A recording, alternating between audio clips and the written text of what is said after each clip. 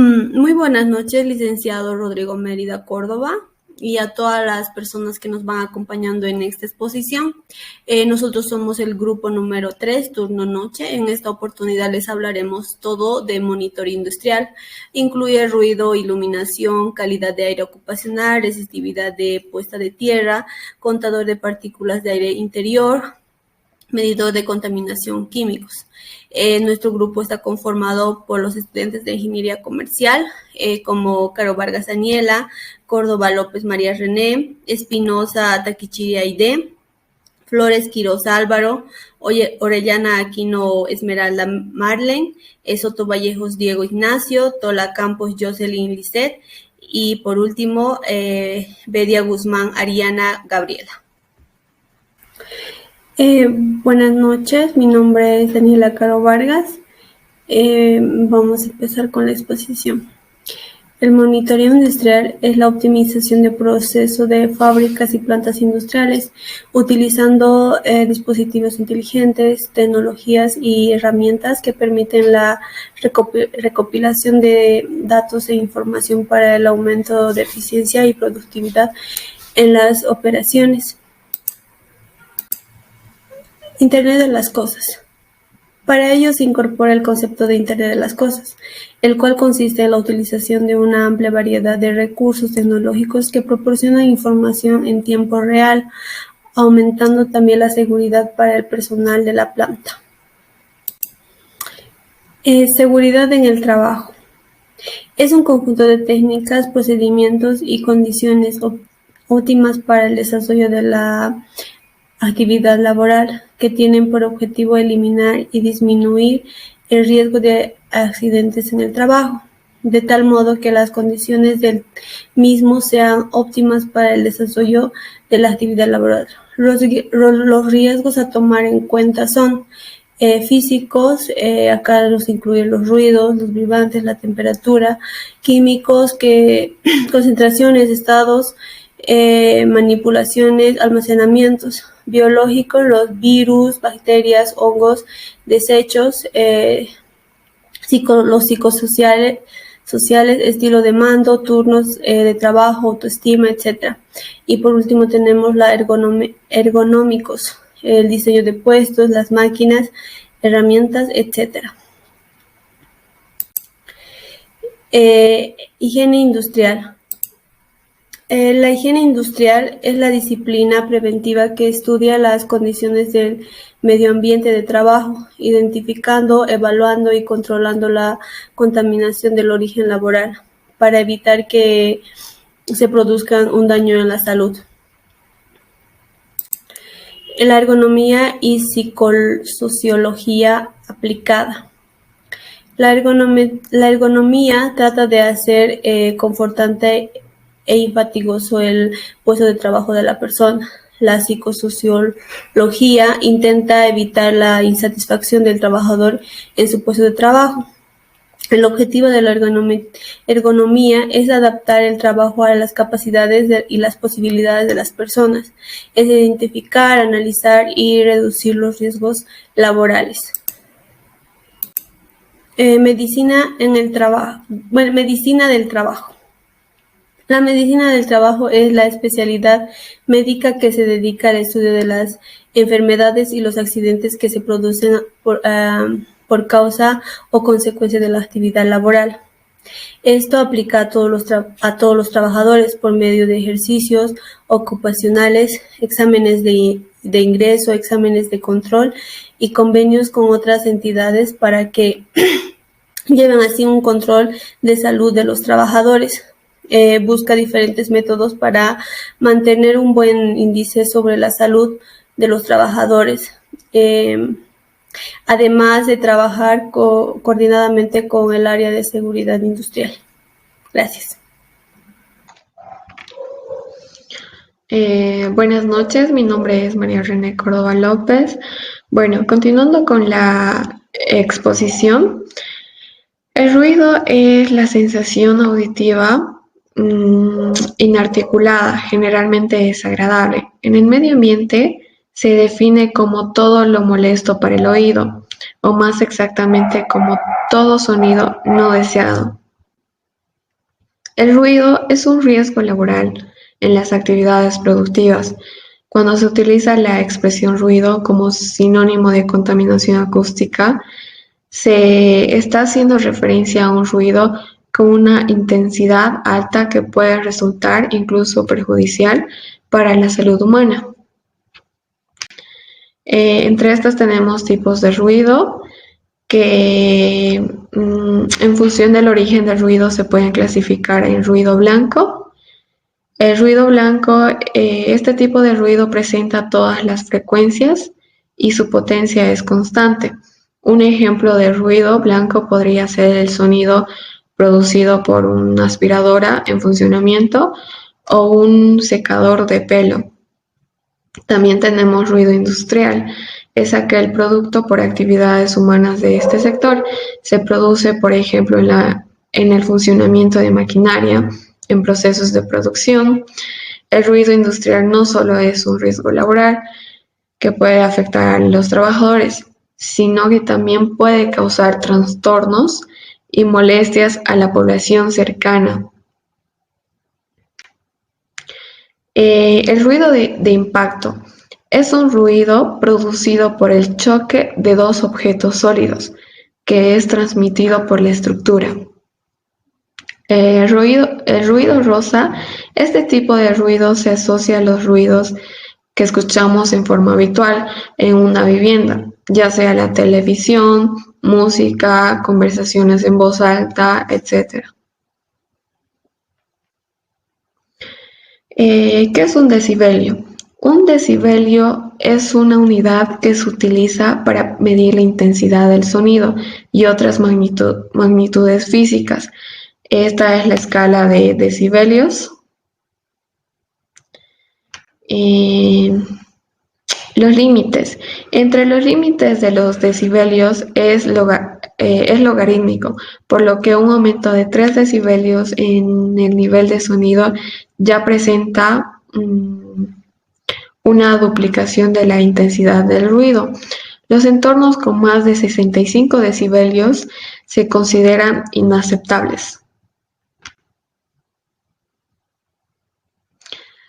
Efectos en la salud. Algunos efectos del ruido sobre la salud. Tenemos las enfermedades fisiológicas. Se pueden producir en el trabajo o ambientes sonoros en torno a los 100 decibelios. Algunas tan importantes como la pérdida parcial o total de la audición. También tenemos las enfermedades psíquicas que son producidas por exceso de ruido. Se pueden citar el estrés, las alteraciones del sueño, disminución de la atención, depresión, falta de rendimiento o agresividad. También podemos mencionar las enfermedades sociológicas. Estas pueden producir alteraciones en la comunicación, el rendimiento, etc. Como también tenemos las enfermedades patológicas que producen alteraciones en el metabolismo. Enfermedades radiáticas. Estas producen alteraciones en los músculos. Los ruidos son también sonidos simples o complejos, pero disarmónicos y de muy alta intensidad, generando intolerancia o dolor al oído y una sensación de displacer al individuo.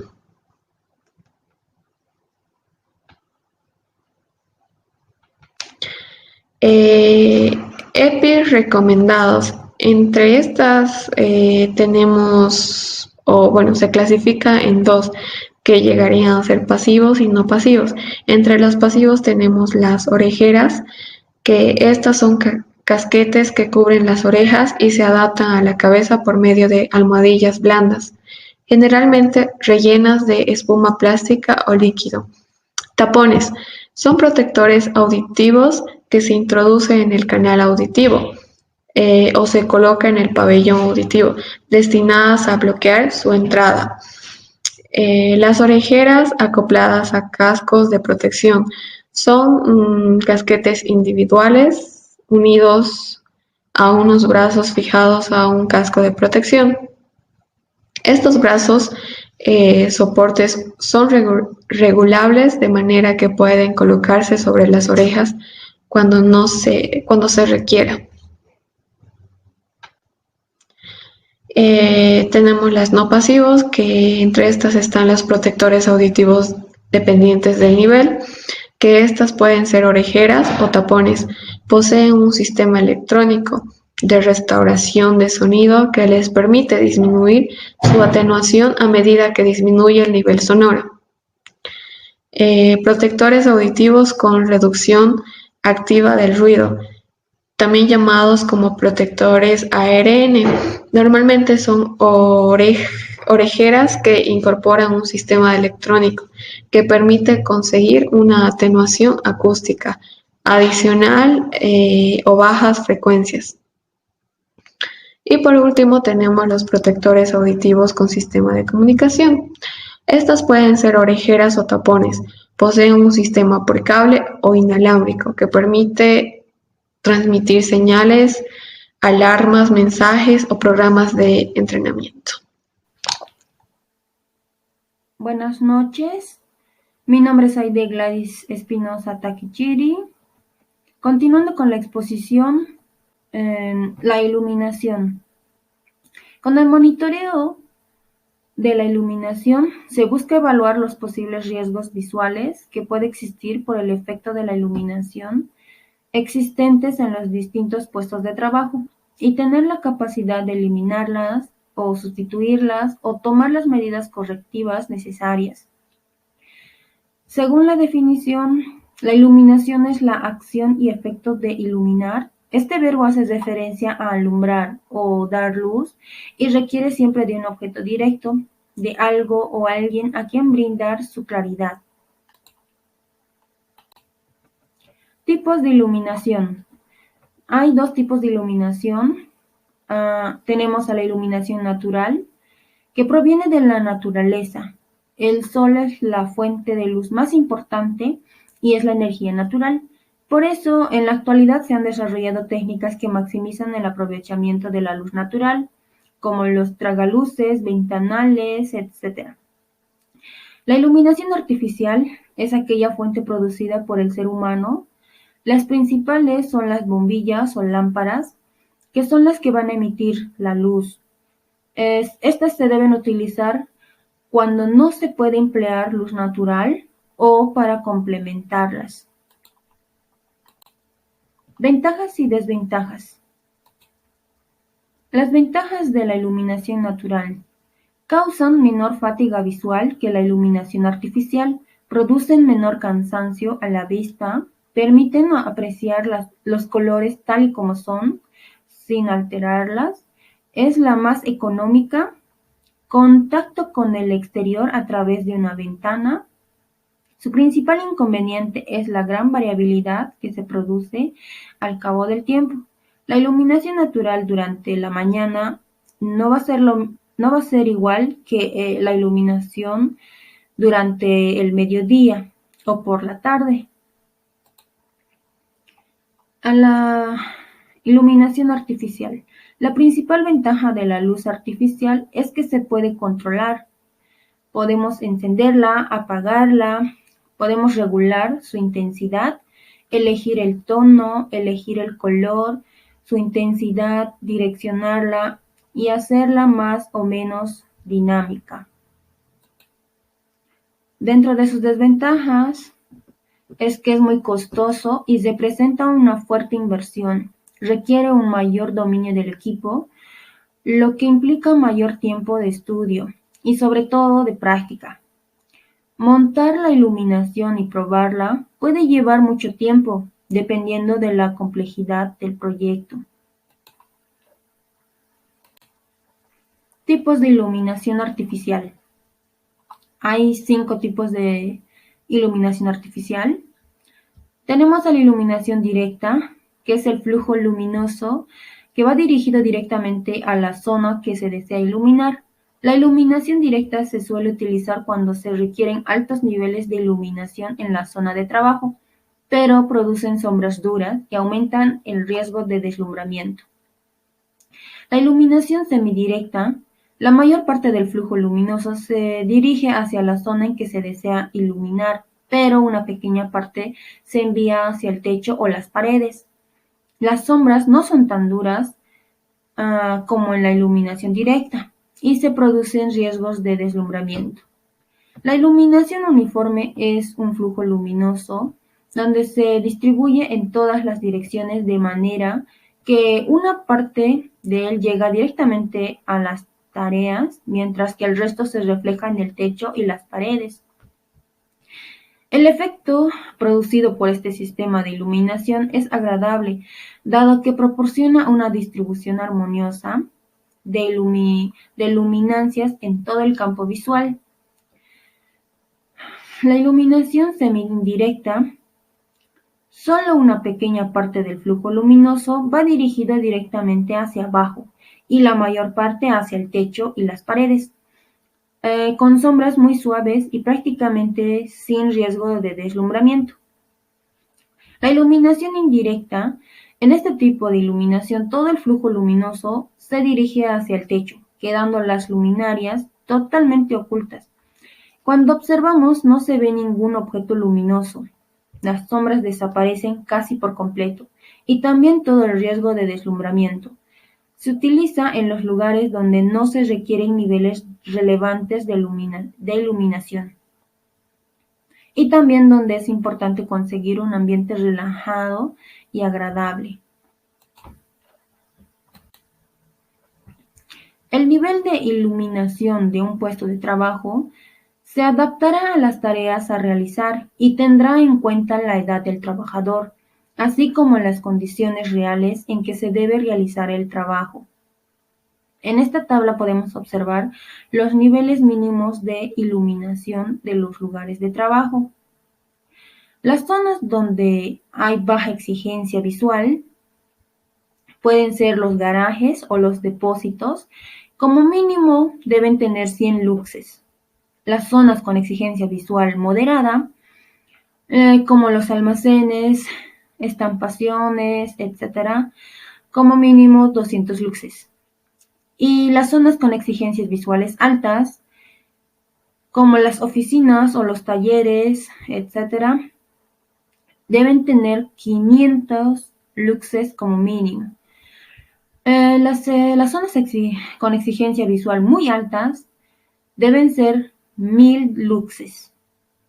Las áreas o locales de uso ocasional, 50 luxes. Áreas o locales de uso habitual, 500 luxes.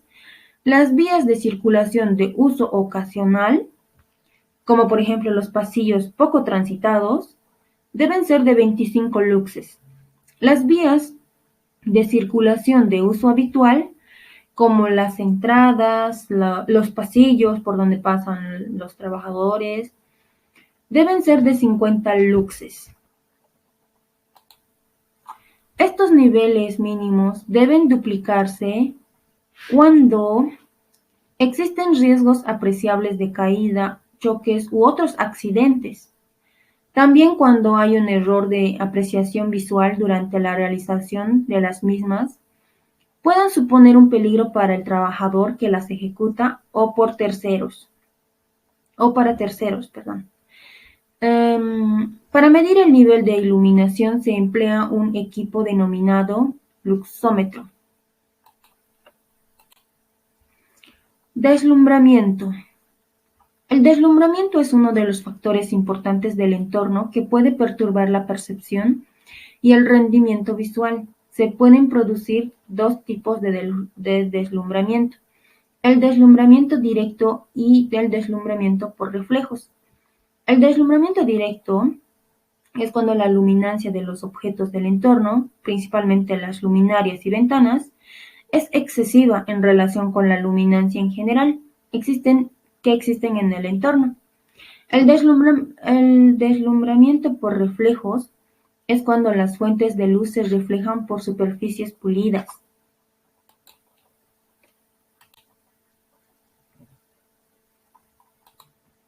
El deslumbramiento perturbador es cuando una fuente de alta luminancia se percibe en las proximidades de la línea de visión.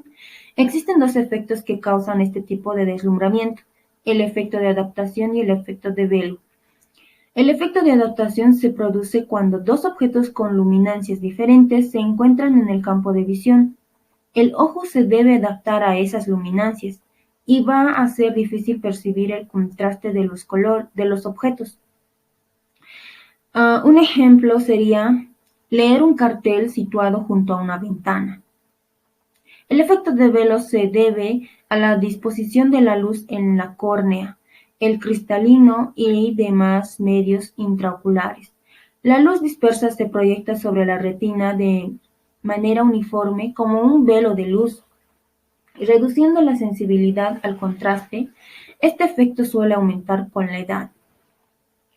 El deslumbramiento molesto se experimenta como una sensación de disconfort que tiende a ir aumentando con el tiempo y causa fatiga visual. Este tipo de deslumbramiento es producido por las fuentes luminosas situadas dentro del campo de visión. La mala iluminación puede afectar tu salud. La iluminación inadecuada puede provocar distintas afecciones en los ojos, como por ejemplo lagrimeo en los ojos, enrojecimiento de los ojos, fatiga ocular. Otros pueden ser dolor de cabeza, estrés o cansancio y en el peor de los casos, accidentes. Consejos prácticos sobre iluminación. El acondicionamiento de la iluminación natural. Evitar los deslumbramientos directos por la luz solar o fuentes de alta luminancia. Emplear persianas, cortinas y toldos destinados a controlar tanto la radiación solar directa o el deslumbramiento. Emplear la iluminación artificial para complementar el nivel de iluminación insuficiente. Al utilizar iluminación artificial se deben elegir las lámparas más adecuadas. Se deberá realizar un mantenimiento periódico de las luminarias, limpieza de las mismas y sustitución de lámparas que estén fuera de servicio. Gracias. Buenas noches, continuando con mi exposición. Mi nombre es Álvaro Flores Quiroz. Les voy a exponer un poco sobre lo que es la calidad del aire ocupacional.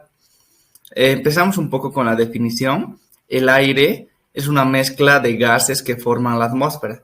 Es por ello que se encuentran en todas partes. Sus componentes principales son el nitrógeno, oxígeno, dióxido de carbono, neón, helio, entre otros. El aire es esencial para nuestra calidad de vida, pero además es también un factor clave a la hora de hablar de prevención de riesgos laborales.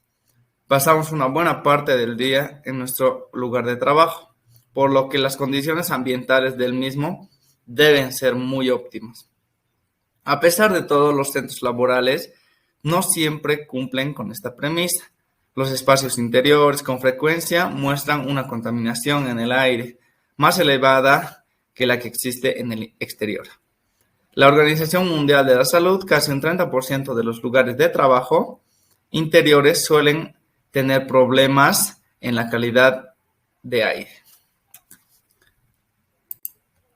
Existen protocolos sobre la calidad del aire, que son 3, que serían el manual de elaboración de planes de la gestión de la calidad del aire, el manual de diseño de vigilancia de la calidad de aire, el manual de operación de sistemas de vigilancia de la calidad de aire. El sistema de gestión de calidad de aire, que sería el CGCA, es un conjunto de procedimientos y aplicaciones de normas en la búsqueda de disminuir los impactos de calidad de aire y salud pública en un marco de mejoramiento continuo.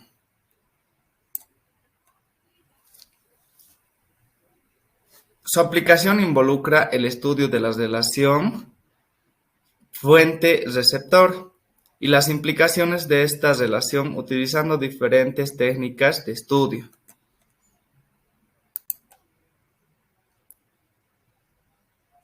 Ahí podemos ver en en el siguiente gráfico el inventario de emisiones, monitoreo, modelación, exposición y dosis y respuesta, obviamente para obtener resultados en cuanto a la calidad de aire se refiere. Causas de la contaminación del aire interior. Ahí entran 3 factores muy importantes, obviamente hay muchos más, pero solo tomé las más importantes. En primer lugar está la ventilación. La renovación del aire periódicamente a lo largo del día es básica para mantener la calidad del aire. Esta puede verse afectada si el suministro de aire nuevo no es suficiente, entonces hay que cambiar, obviamente, hay que realizar un mantenimiento de la ventilación. También la mala filtración o la incorrecta distribución del aire pueden provocar una ventilación negativa. En la práctica se traduce en aire contaminado y viciado, que es el escenario perfecto para bacterias y virus campen a sus anchas, ¿verdad? Obviamente que todos los ductos de aire se llenen de bacterias y demás. Luego, la contaminación interior-exterior. Ya lo habíamos tocado un poquito atrás. En el interior del espacio del trabajo hay elementos que favorecen la contaminación del aire. Obviamente hay que ser muy cuidadosos en nuestro espacio de trabajo, ¿no? Desde los propios trabajadores hasta la utilización incorrecta de materiales o los gases de combustión que utilicen dentro, dependiendo dónde se trabaja, ¿no? Si es una empresa industrial y demás, hay que tener muchísimo más cuidado. Desde afuera también llegan factores contaminantes en forma de gases y partículas. Para evitarlos es conveniente que tengas siempre el sistema de filtración de aire a punto, ¿verdad? Entonces hay que tener mucho cuidado y realizar los respectivos mantenimientos. Los materiales de trabajo dependiendo el lugar donde trabajas, ¿no? Dependiendo de la actividad que se realiza en el espacio laboral, los materiales son esenciales. Si se trabaja con químicos, materiales de construcción, desechos u otros, la contaminación es constante, ¿verdad? O sea, no es lo mismo trabajar en una empresa industrial que en una empresa normal, ¿verdad? Entonces, por lo que los niveles de exigencia en cuanto a la renovación de aire deben ser más altos en una empresa química, en una empresa de construcción. De igual manera, en los ambientes sanitarios existe también el riesgo de contagio por microorganismos, razón por la que la calidad de aire tiene que tener una especial de consideración, ¿no? Un poquito más de cuidado. Así es indispensable tener en cuenta todos estos factores para mantener una calidad de aire óptima, pues esta es sinónimo de mayor rendimiento laboral y de mejor espacio de trabajo, que es muy importante, ¿no? Y vamos concluyendo con lo que es la gestión de riesgo. Las investigaciones de gestión de riesgo empiezan con la definición de situación actual del ambiente. La gestión de riesgo del aire industrial empieza con el monitoreo y la definición de la situación actual del ambiente, ¿verdad? En la gestión de riesgo, la primera medida que se debe tomar siempre es el monitoreo. Los datos son recolectados, analizados e interpretados, obviamente, para tomar una decisión óptima de qué vamos a realizar. Cuando se identifican los problemas, las soluciones son implementadas. Obviamente, hay que realizar un monitoreo para identificar los problemas y, obviamente, siempre tratar de darle una solución, así el problema sea muy pequeño, ¿verdad? Entonces, para darle una solución rápida, así para prevenir gastos más adelante. Siempre hay que prevenir antes de lamentar, ¿no? Como se dice.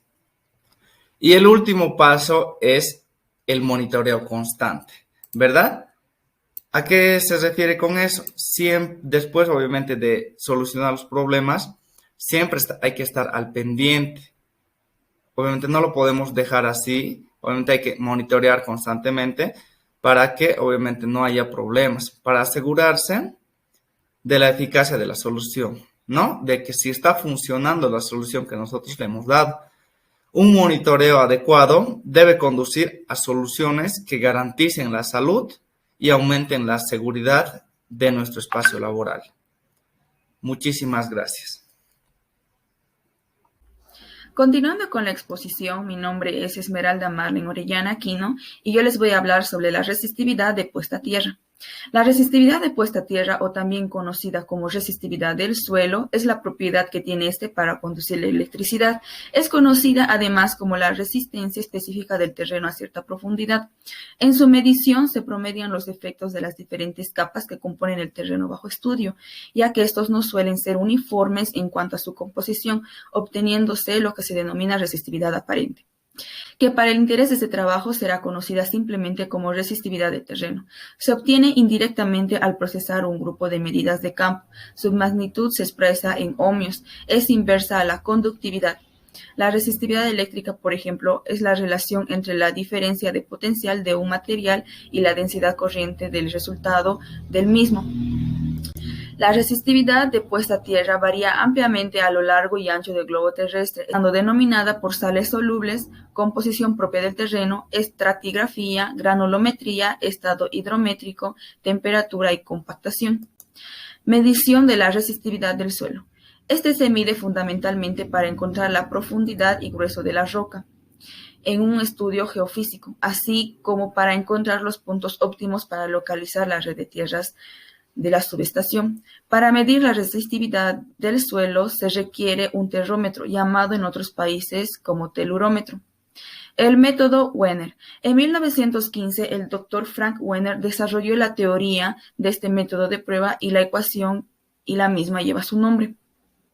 Su objetivo es medir la resistividad del suelo. Para realizar esto es necesario insertar 4 electrodos en el suelo. Los 4 electrodos se colocan en línea recta y en una misma profundidad de penetración. Las mediciones de resistividad dependerán de la distancia entre los electrodos y la resistividad del terreno, y por lo contrario no dependerá de forma apreciable del tamaño y del material de los electrodos, aunque sí dependerá de la clase del contacto que se haga con la tierra.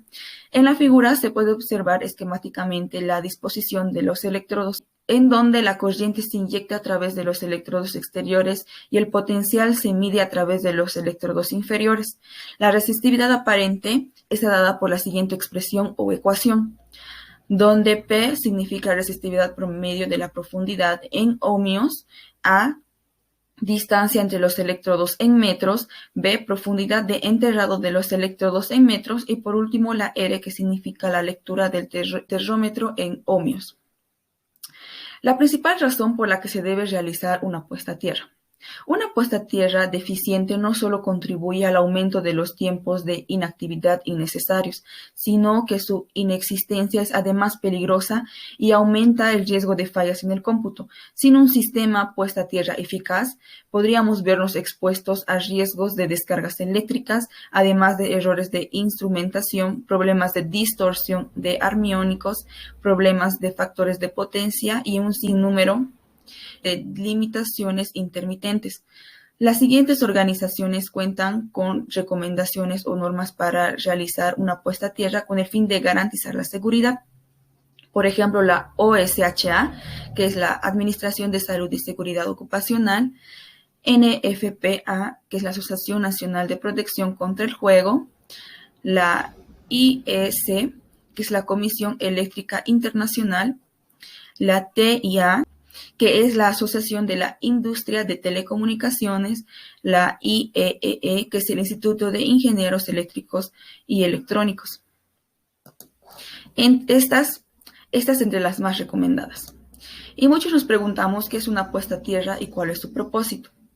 La resistividad de puesta a tierra es una conexión conductora, ya sea intencional o accidental. Este es un circuito eléctrico o campo de la tierra o algún cuerpo conductor que sirve en lugar de tierra. Cuando hablamos de puesta a tierra, en realidad nos referimos a 2 temas, la puesta a tierra y la puesta a tierra del equipo. Ubicaciones de las resistencias. El electrodo de puesta a tierra y su conexión. Por lo general es muy baja. Las varillas de puesta a tierra por lo general están fabricadas de un material altamente conductor y baja en resistencia, como ser el acero y el cobre. La resistencia de contacto de la tierra que rodea el electrodo. El Instituto Nacional de Normas ha demostrado que la resistencia es casi insignificante siempre y cuando el electrodo de puesta a tierra esté libre de pintura, grasa, etc. Y que el electrodo de puesta a tierra esté en contacto firme con la tierra. La resistencia de la tierra circundante.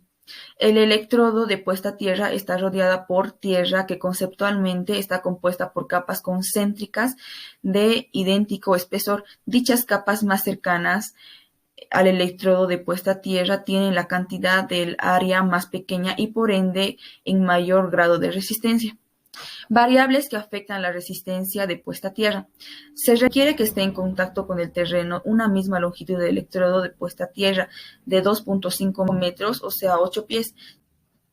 Sin embargo, existen 4 variables que afectan la resistencia de puesta a tierra en un sistema de puesta a tierra.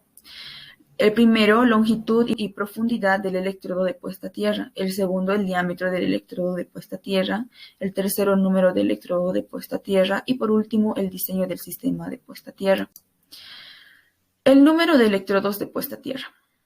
Esta es otra manera de disminuir la resistividad de puesta a tierra. Es utilizar varios electrodos de puesta a tierra y se los conecta en paralelo, a fin de reducir la resistencia para que los electrodos adicionales resulten eficaces.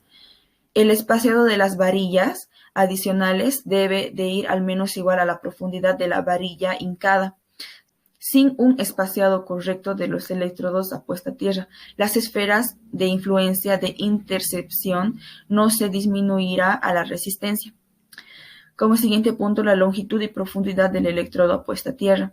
Este es un modo muy eficaz para disminuir la resistividad de puesta a tierra, es hincar los electrodos a puesta a tierra con una mayor profundidad.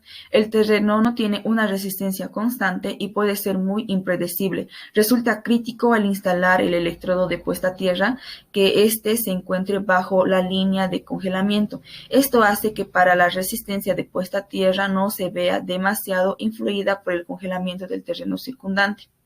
El diámetro del electrodo puesta a tierra. El aumento del diámetro del electrodo puesta a tierra tiene muy poco efecto en disminuir la resistividad. Por ejemplo, es posible duplicar el diámetro del electrodo puesta a tierra, pero la distancia solo disminuirá en un 10%. Y bueno, por último debo decir que la resistividad de puesta a tierra es un elemento muy esencial para el sistema eléctrico de seguridad y es necesario para permitir la activación de los dispositivos de protección cuando hay un defecto de aislamiento eléctrico. También es necesario para ecualizar el potencial de las piezas conductoras que se pueden acceder de manera simultánea con el potencial de la tierra circundante a fin de evitar que las personas sean expuestas a voltajes peligrosos, también para permitir que el rayo de energía se disipe en condiciones de seguridad. Y por último, para reducir las interferencias electromagnéticas. Debido al hecho de que se trata de un sistema diseñado para garantizar la seguridad, su eficacia deberá ser verificada. La difusión del valor de resistividad es el parámetro más relevante para poner a prueba un sistema de suelo de calidad y la capacidad para llevar a cabo su función. Sin embargo, la correcta medición de este parámetro necesita cumplir varios requisitos. Gracias. Muy buenas noches, ingeniero Mérida, muy buenas noches, compañeros, y muy buenas noches al público. Mi nombre es Diego Ignacio Soto Valles. Continuando con la exposición, yo les voy a hablar sobre lo que es y qué es lo que hace y qué es lo que tiene un contador de calidad de aire. La calidad de aire no solo desempeña un papel importante en el bienestar humano, sino también en los procesos biológicos, químicos y físicos. Incluso si son producidos por procesos naturales. Para medir la calidad del aire se utilizan medidores especialmente de calidad, cuyos sensores están adaptados a las respectivas condiciones ambientales. Por ejemplo, con un medidor de calidad de aire se suelen medir las siguientes variables: concentración de dióxido de carbono, concentración de temperatura, concentración de humedad. Para controlar la calidad de aire en el interior, como aulas, oficinas, hogares, se deben utilizar un medidor de calidad que permita eh, medir el tema de la temperatura, el tema del dióxido de carbono, el tema de la humedad que hay en el ambiente. También tenemos los tipos de calentadores, que serían el PM1, PM2,5 y PM10. ¿Cómo se vigila la calidad de aire? Existen redes de vigilancia de calidad de aire de ambiente a través de sensores ubicados en estaciones fijas o móviles. Se realizan mediciones y recogen datos en tiempo real. Consiste en analizar su composición química para detectar la presencia de sustancias peligrosas. El objetivo es realizar una evaluación de calidad del aire en distintos puntos de muestreo considerando representativos. También se realizan mediciones y estimaciones de las concentraciones de un contaminante en el aire ambiente.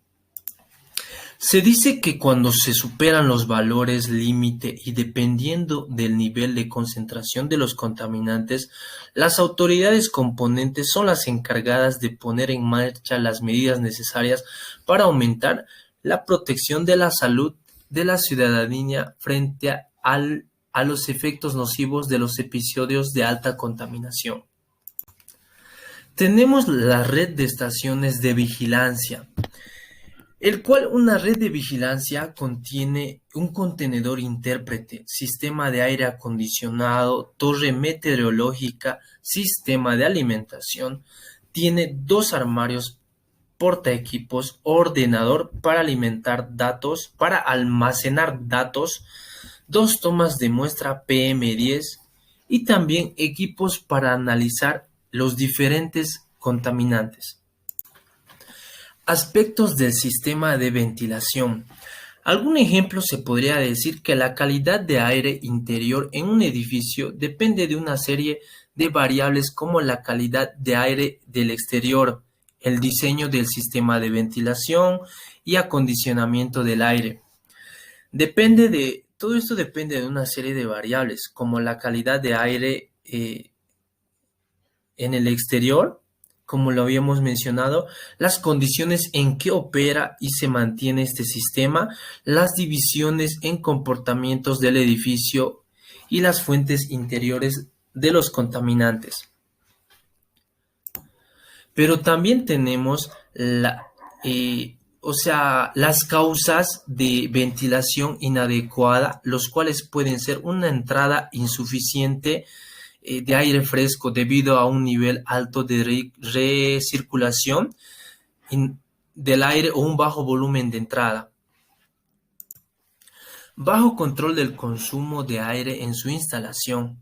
Se dice que el aire es un vector de energía extremadamente importante en el sector industrial, pero que también puede provocar costes muy elevados.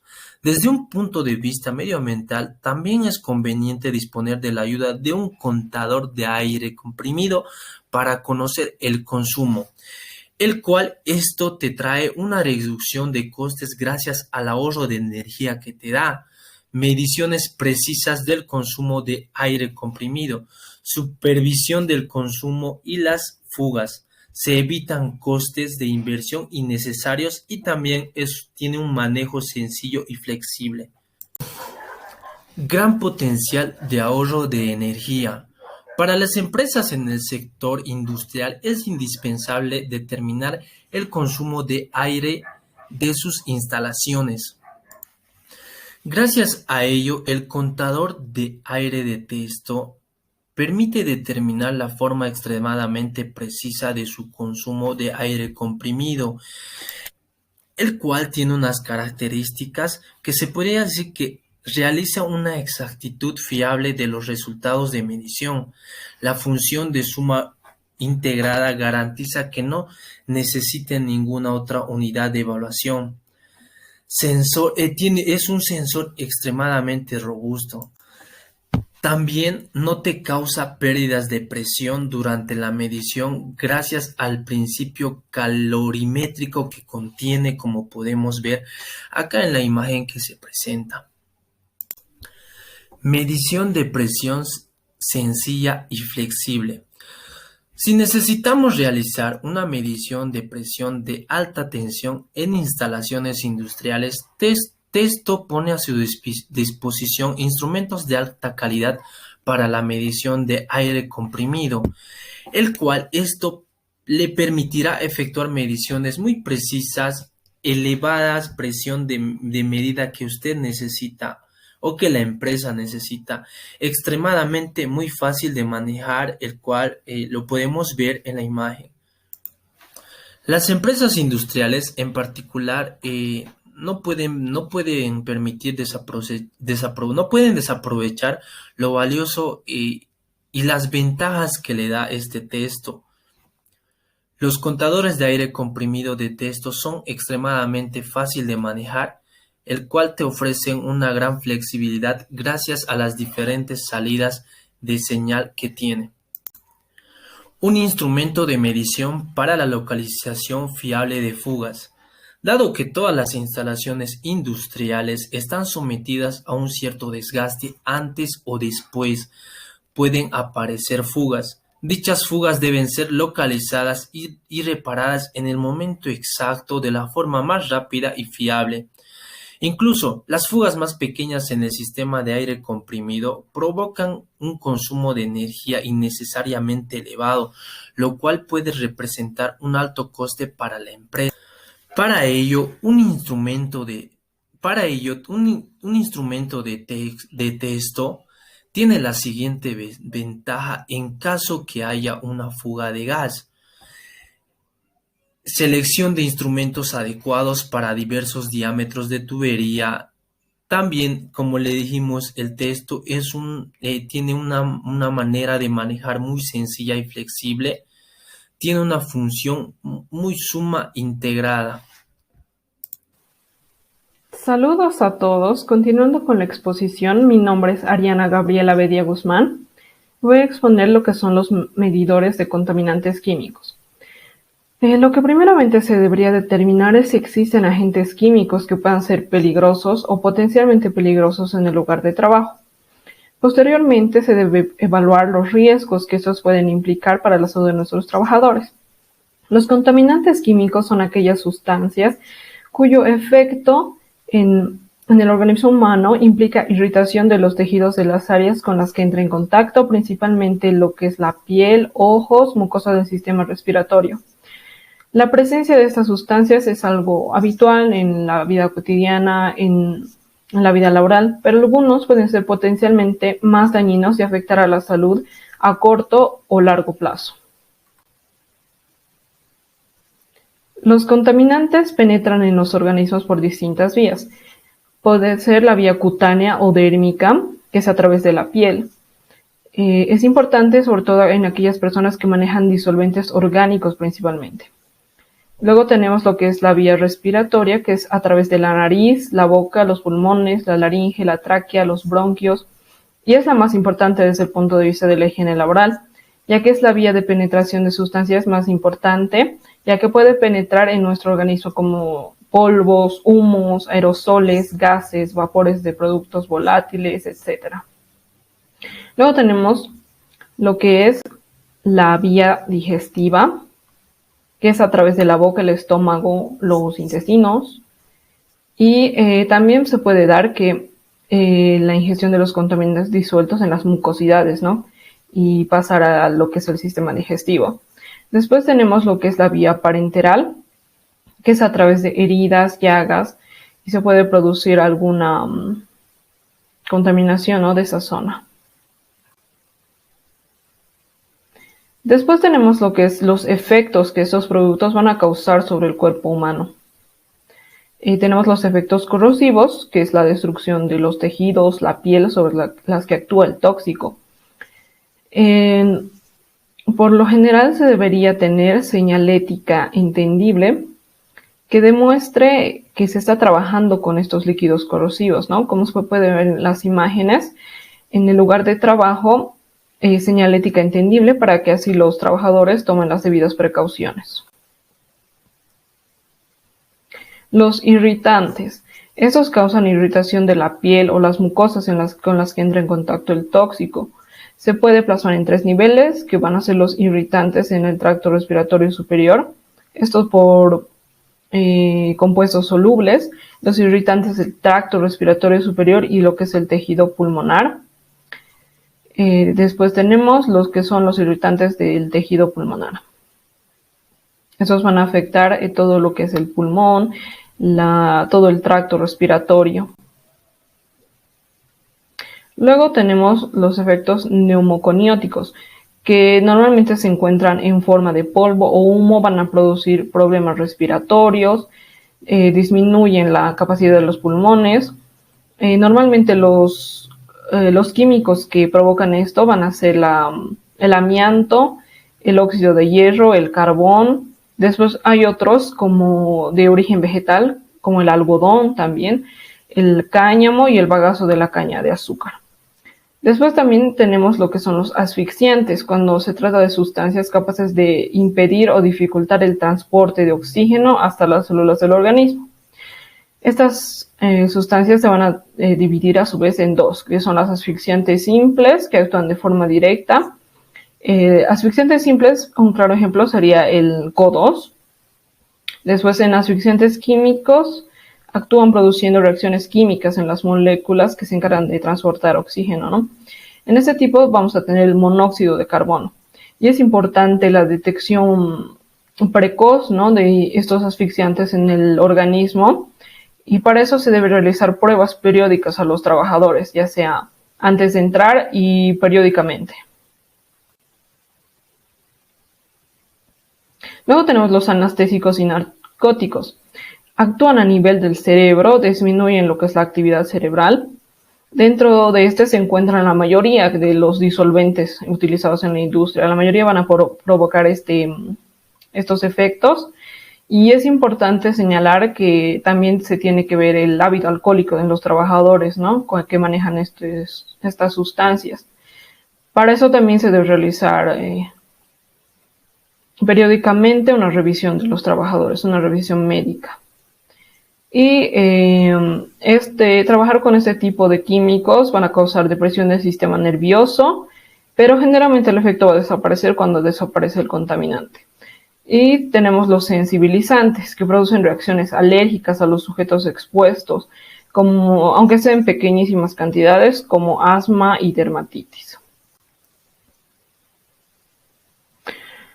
Luego, cancerígenos, mutágenos y teratógenos. Estos producen cáncer, modificaciones hereditarias y malformaciones en la descendencia, ¿no? Para eso igual se debería tener una señalética de fácil entendimiento que haga que los trabajadores tomen las debidas precauciones y que sepan que están trabajando con dichos químicos que a la larga incluso puede causar cáncer. Y los sistémicos van a causar alteraciones en los órganos como hígado, riñón, pulmones. Después tenemos la clasificación de los contaminantes, que se clasifican en sólidos. Luego tenemos los líquidos y los de estado gaseoso. En los sólidos tenemos lo que es el polvo, que en la higiene industrial es un problema muy común, ¿no?, el polvo, ya que el efecto va a causar deterioro en la salud de los trabajadores, tuberculosis, aumenta los índices de enfermedades respiratorias. Y estos se van a clasificar a su vez en partículas tóxicas, que pueden ser como plomo, mercurio, arsénico, producen una intoxicación aguda o crónica. Los alérgicos, que pueden ser de cualquier naturaleza, pero causan asma, fiebre, dermatitis. Los polvos inertes, que se acumulan en los pulmones. Los polvos fibrógenos, que originan hasta tuberculosis. Luego tenemos lo que son los humos, que contienen partículas sólidas. Podemos encontrar esto en el asfalto, hidrocarburos, policélicos. Luego se tiene el humo metálico, donde hay químicos como el aluminio, el cadmio, el cobre, el cromo, por mencionar algunos. Después tenemos el estado gaseoso, en lo que están los gases, como el óxido de azufre, el dióxido de carbono, el monóxido de carbono, y algunos como los cilindros de aire comprimido. Y por último, lo que son los vapores, que contiene alcoholes, aldeicos, cetonas y diferentes químicos.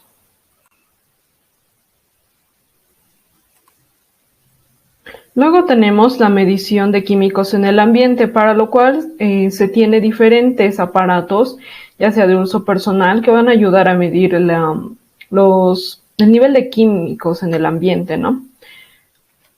Gases, aerosoles y distintas cosas. Primero tenemos el Mini Worm, que es un monitor multigas personal pequeño con forma ergonómica que detecta hasta 4 gases en el aire, ¿no? Luego tenemos el PAC-3, que también es como un sensor con la opción de almacenamiento de datos que detecta gases tóxicos en el ambiente. Luego tenemos el MicroPAC, que es un medidor de uso personal también. Está equipado con sensores electroquímicos. Está disponible para la medición de monóxido de carbono, sulfuro de hidrógeno y oxígeno. Después el CMS, que es el sistema de medición por chip, combina analizador electrónico con chip y usa un sistema de químico colorimétrico que detecta hasta 50 gases específicos. Después tenemos el Acuro, que más de 500 sustancias pueden ser detectadas y medidas usando su sistema de tubos. Incluye monitoreo del aire en el lugar de trabajo, medición de emisiones, control de calidad y detectores de sustancias contaminantes y peligrosas. Luego tenemos la bomba de flujo BAC,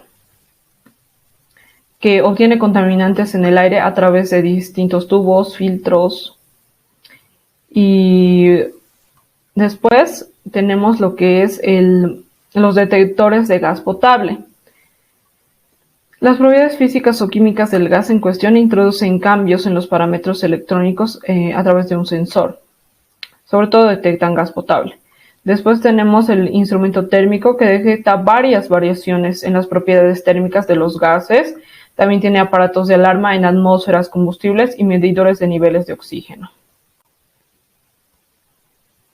Luego tenemos la instrumentación para medición directa, los colorimétricos a través de papeles reactivos, líquidos reactivos, tubos indicadores y distintas cosas como el manual tubo colorimétrico y bomba de aspiración. Va a tener bombas tipo G, que son para muestreo personal de lo que son gases y vapores, bombas tipo G, que son para muestreo personal de materia particulada.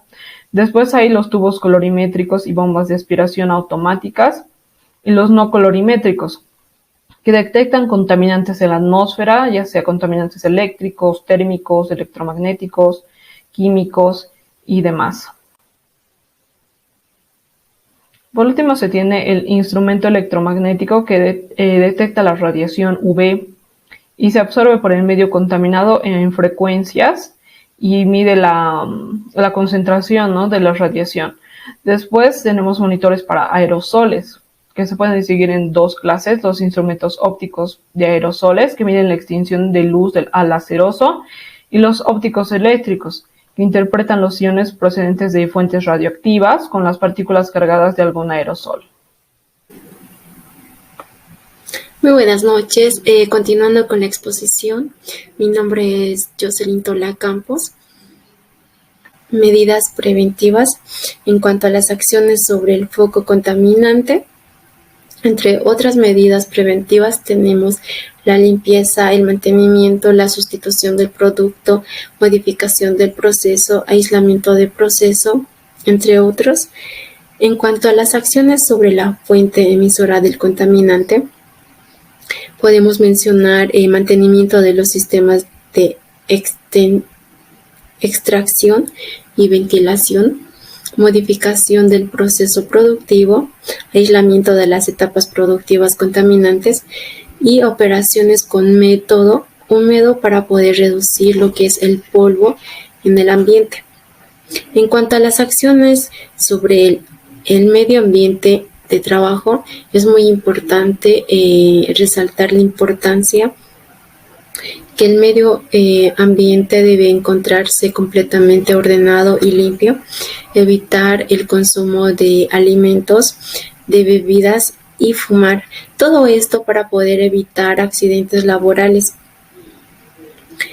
El mantenimiento en cuanto al equipo y máquinas con el cual el personal está trabajando, realizando las funciones. El mantenimiento también se debe o se relaciona con el ambiente de trabajo, es decir, el ambiente de trabajo debe encontrarse en condiciones para poder realizar o llevar a cabo el trabajo del personal. La instalación de alarmas. Es muy importante estos equipos, poder contar con estos equipos, ya que estos equipos nos ayudan a poder actuar a tiempo para poder reducir accidentes laborales. Y la ventilación general. Es muy importante que el medio esté bastante ventilado. En cuanto a las acciones sobre el trabajador, es importante de que el personal adquiera información y capacitación.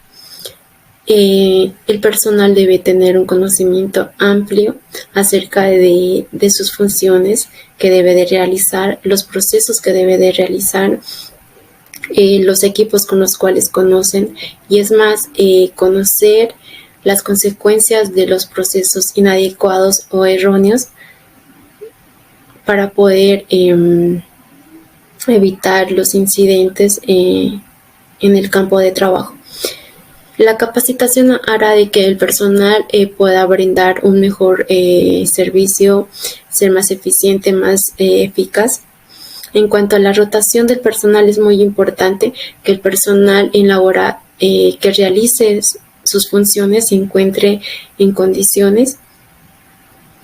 EPIs son equipos de protecciones individuales, los cuales también nos ayudan a poder brindar seguridad al personal. Como podemos apreciar en la imagen, el personal cuenta con casco, con guantes, con botas, con barbijo, con lentes. Todos estos equipos de protección dependen mucho en el área en el cual se encuentra el personal. Entre otros tenemos el seguimiento. En cuanto a la salud del personal, es muy importante hacer el seguimiento y ver cómo se encuentra nuestro personal. El establecimiento de procedimientos de trabajo adecuado. Es muy importante dar a conocer el procedimiento adecuado ante cualquier área de trabajo. Todo esto para poder evitar accidentes graves o leves en el campo laboral. Es muy importante la adopción de medidas higiénicas adecuadas, tanto personal como el orden y la limpieza. Es también muy importante que el personal tenga conocimiento acerca de las señalizaciones de aquello que está prohibido. Por ejemplo, como apreciamos en la imagen, tenemos señalizaciones de alerta, señalizaciones de prohibición, señalizaciones de la obligación de poder usar máscara, barbijos, guantes, prohibido fumar. Es muy importante que el personal tenga conocimiento de todo ello. En conclusión, el empresario, el supervisor, el encargado de diferentes áreas tiene como obligación y deber el poder velar la seguridad y el bienestar del personal con el cual cuenta. En cuanto a la calidad de iluminación, esto no quiere decir que si el ambiente tiene bastante luz, esto quiera decir que es una buena calidad de iluminación. Una buena calidad de iluminación se encuentra en los puntos focales, es decir, en los lugares, en las áreas y en el momento que el personal requiere de contar con una buena iluminación. En cuanto al sonido en el trabajo industrial, es muy importante de que el nivel de decibelio esté por debajo de los 80 para poder evitar alteraciones auditivas. A la vez es muy importante y recomendable de que el personal pueda hacer el uso de equipos de protección auditivos, como podemos apreciar en la imagen. Todo esto para poder evitar complicaciones a futuro. En cuanto al aire, el aire es un tema clave en el área de trabajo, no solo en el trabajo, también en el día a día del ser humano. Para que el ser humano pueda estar vivo requiere del oxígeno y eso implica el aire. Según la normativa por la legislación de los espacios cerrados, estos requieren una renovación entre 30 y 50 metros cúbicos cada hora. La Organización Mundial de Salud indica que casi el 30% de lugares o de empresas tienen problemas en cuanto a poder brindar una calidad de aire. Hoy en día aparecieron aparatos los cuales pueden analizar la situación de diferentes situaciones, como por ejemplo el aire, que uno de los instrumentos es el oxímetro. Entre otros tenemos otro medidor para poder medir lo que son los químicos. Tenemos el dióxido de carbono, que también lo analiza. En caso de que haya algún problema, esto hace de que vayan alertándose o teniendo conocimiento.